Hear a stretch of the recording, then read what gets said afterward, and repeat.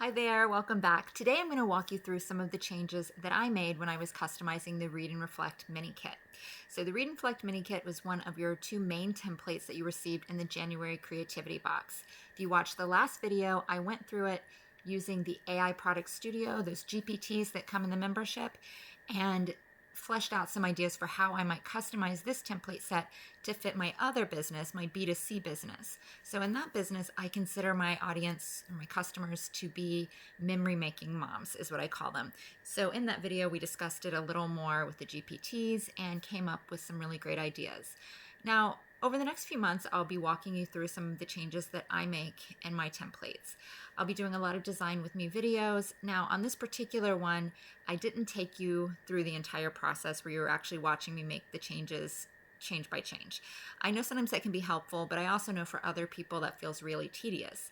Now, from my perspective, I also had one of those weeks where I was literally working in the margins of my days. I was spending 5 and 10 minutes at a time working on the template, and then I was having to take care of some other things.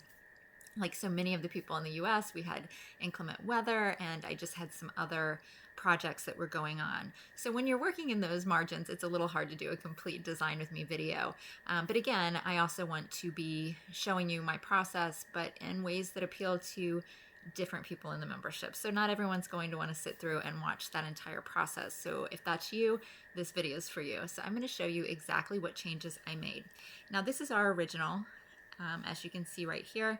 And I'm just going to move this over to show you the customized version.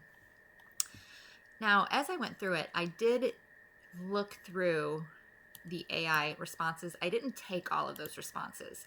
Now, as much as I love AI, one of the hardest things is to actually learn to say no. It doesn't always have the best ideas for your customer, or sometimes there are things that just aren't right for you right now. And as you know, AI will continually come up with more ideas and more ideas and more ideas, and nobody has that kind of time. Also, there are times where its idea maybe doesn't hit right, or it's a not right now kind of idea. So for instance, as I went through the different recommendations it had, it was suggesting that I kept the reading tracker right here, and then also create a tracker, let me pull it up over here, for moms to do with their kids. So let's see. So this one right here. To me, I felt like that was just going to be a little redundant for my mom.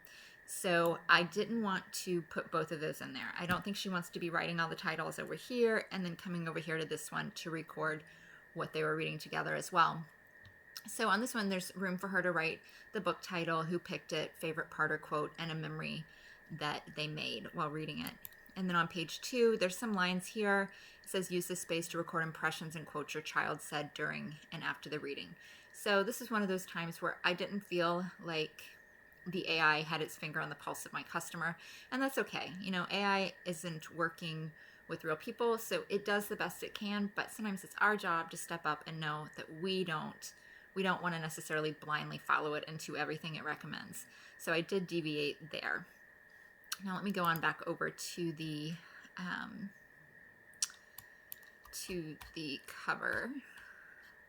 Okay, so this is what I redid with the cover. Now I'm going to give you access to this customized version. You are more than welcome to use it. This is the one I will be listing in my shop, the one that I'll be providing to my customers, but you're more than welcome to use it as is or to customize it. I will add one more note here, and that's that normally in the membership or in that PLR Girl, when I sell templates, I try to only use Canva free elements that I've sourced that you can use in PLR, extended use products, or my own graphics. In this particular customization, I did use Canva Pro graphics. Now, I actually debated, I was going to use the graphics that we had in the membership this month, but I had another product idea that I wanted to use that's more adult oriented, and I didn't feel like this fit the mom and me kind of vibe that I was going for. So I will be using these to customize the adult only product, but for the kids, I wanted to go brighter and more spring. So once again, even though you're welcome to use this when you pull it up, if you don't have Canva Pro, you're going to see watermarks, and you will either need to upgrade, pay for the graphics, or just swap them out for something that is free. You could certainly take the base templates, the changes I made, and use those if you'd like. So I just wanted to mention that. Now, as you can see, I switched this to a lot brighter kind of spring vibe, and I also changed the title from the Guided Spring Journal Experience to A Season of Stories, Springtime Reading and Creative Writing Journal for Moms and Children. And then, as we've already discussed, we actually first I did a user time capsule.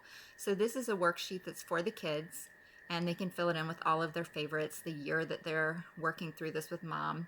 And it's just kind of a emotional snapshot of everything that's going on, who they were at this particular time. And then here is one for moms. And I changed the questions on this to be more reflective of where a mom might be. There's still things like your favorite song or a movie that you've enjoyed. But we also added like a line down here. If my child reads this one day, I hope they'll know. And one word that describes me right now. So it's a little deeper than some of the questions that I put on the children's version. Now, as far as design changes, I did take these graphics. I used 2 different colors of the timepiece graphics, and I just made them very transparent and put them to the back of the design. I kind of like doing that. I think it really dresses it up. Another thing I did here was this kind of margin border. Now, one day I was thinking about this product and I was laying in bed and I was thinking about how I could maybe bump up the design without making a lot of changes. I want to keep this solid. I want to have something that differentiated some of the pages.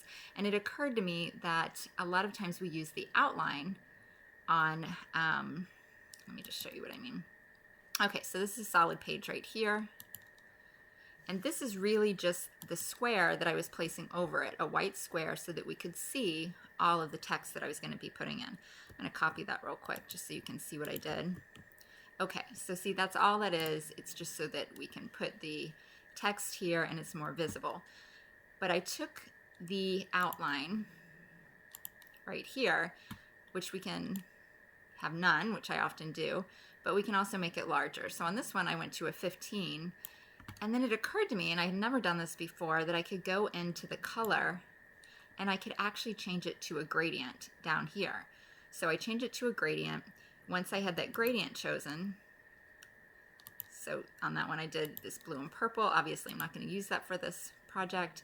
I went into the gradient and I changed out these 2 colors, and I changed them with 2 of the colors in the palette that I was using throughout the project. So I was really excited how that turned out. I liked it because it was a simple change, but I felt like it really added some variety to the pages without being super distracting or cluttery. So I'm going to go ahead and delete that. But as you can see, this uses a yellow and a pink. It is the same exact colors that you'll see like on this page. Now this page, I actually did the gradient as the full background. So I think those coordinate really nicely. I added in the colors. This is a reading memories page. So this is just for moms to kind of take a photo and to plug it in there. It says add a photo of a favorite reading moment, a cozy nook, or anything that helps you remember how this season of stories felt. This is the books we read together, which we already discussed. It's kind of a alternative to this books I read this season that's in the adult version. Now, questions to ponder. I actually changed the order here too. We also have this same page. It's after the questions to ponder and the blank pages in the original template, and it's book notes. So I lightened this up a lot. I added the florals. I didn't really change any of the fields here. They pretty much stayed the same, but I did coordinate with the rest of the book, and I moved it in front of the questions to ponder. And then here we have reflections from the page. I took out the line page that came after the book reflection, the questions to ponder here. In the adult version, I think most adults who are going through this, they're going to want to write out their ideas. But if we're dealing with a mom and a child, I think they're going to talk out more of those ideas. So I just left this here on its own. I didn't put a lined sheet after it. So for the directions, I just tweaked that a tad. Sorry, I just see something I need to fix. Okay, so it just says talk about these questions with your child after you finish a book together. Pick the ones that feel right for the story or take turns choosing questions. There's no right or wrong way to reflect, just enjoy the chance to think deeply and share. The next step, we have the reading bingo. Let me pull up the reading bingo. And as you can see, this is a totally different spring vibe now, nice and bright. I also changed the letters in here to give it just to keep the whole palette nice and spring. So we now have the green writing, the pinks, and the yellows. I also tweaked some of these bingo categories. You'll notice there are some that are the same, but I did tweak a lot of them to fit more of a to fit better with the age. I envision this to be like elementary, maybe some junior high, doing this with mom. So I did tweak these just a tad so they're a better fit. And actually, same thing with the reflections from the pages. I did tweak some of those questions so they were a little less deep and a little more conversational. All right, and then again, I just changed the graphics, the colors, and the fonts here to make it fit the rest of the vibe a little more. And same thing here. I went ahead and put hollower fonts over here, with the exception of this one. Since it is more of a coloring bookmark, I also changed the graphics, a few of the graphics here, just because I felt the calling. So I did change a few of those, added like this one. This one's actually two flowers, and then the books. And then on the story prompts. So on the story prompts in the adult planner, we have this page is the first story prompt in the section, and the instructions are really just right on that page. And this set of instructions goes for all the prompts that follow. And each prompt has one page of lines. Over here, what I did was I made this cover for the section. So there's a nice divider between when mom and child are reading and when they're going to write together.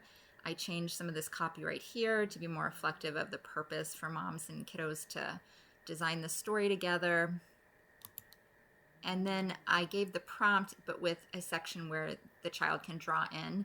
Maybe mom writes and the child draws in, or maybe the kiddo wants to write it, but I went ahead and added this picture area. Now, I felt like this may be enough to suffice depending on the age of the child or just how in depth the mom and the child want to go with it. But I did add an extra page on each one, so if they wanted to go a little further with it. Now, this particular template, because this is exactly how I'm going to provide it to my customer, does have additional pages. So for instance, like this is a 2-page spread. And then whenever we were, let me see here. Let me pull this up real quick. I apologize. Okay, so then like this over here, I made this into a 2-page spread as well, because I felt like the real user would want to use more than one page. They didn't want just this page right here with 3 books to fill out, so I wanted to give them a little more to work with.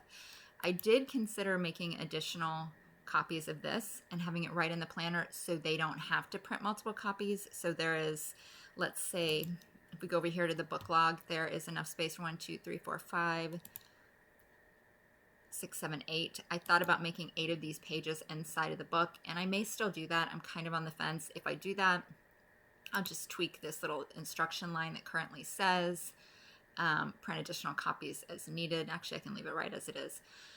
So I may go ahead and do that now that I think about it.